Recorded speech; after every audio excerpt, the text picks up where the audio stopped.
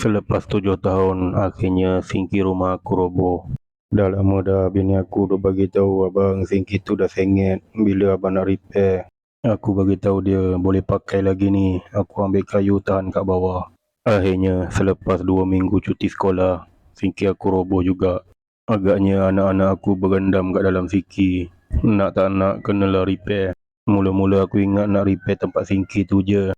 Tapi dah halang-halang buka, aku tukarlah tiles tabletop sekali. Bagi bini aku happy sikit. Sementara aku repair dapur ni, terpaksalah dia masak dekat belakang. Kesian bini aku, tak selesa dia masak dekat belakang.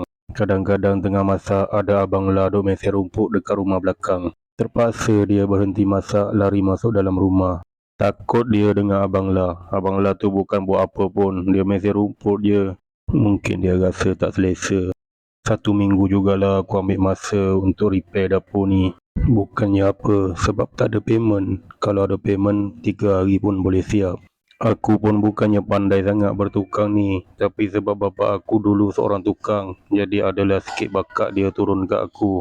Aku buatlah sekadar yang aku mampu, ikut bajet yang paling minimum.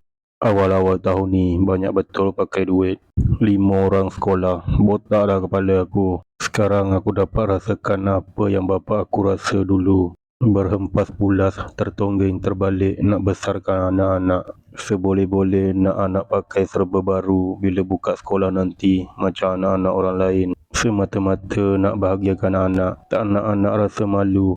Walaupun sebenarnya aku dengan adik-beradik aku tak kisah pun kalau pakai pakaian lama, kasut koyak. Pergi sekolah pun bukannya rajin sangat, ingat nak main je.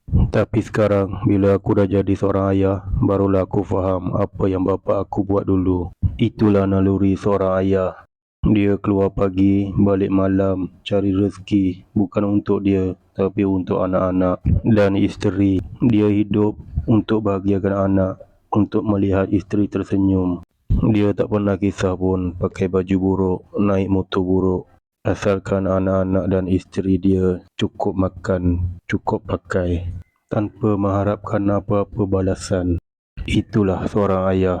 Aku rindukan dia. Al-Fatihah untuk arwah ayah dan arwah ibu.